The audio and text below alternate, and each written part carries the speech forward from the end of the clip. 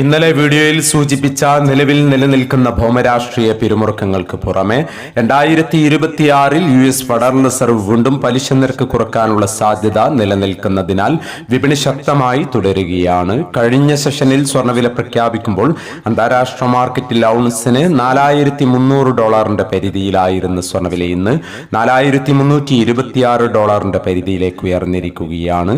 കഴിഞ്ഞ സെഷനിൽ തങ്കവില ഗ്രാമിന് 12,940 രൂപയായിരുന്നു.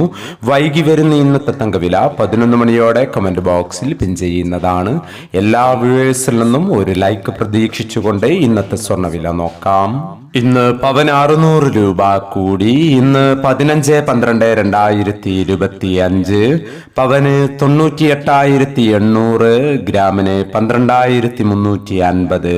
ഈ വീഡിയോ നിങ്ങൾക്ക് ഉപകാരപ്രദമെങ്കിൽ വീഡിയോക്ക് താഴെ ലൈക്ക് ചെയ്യാൻ മറക്കരുത്. Thank you for watching.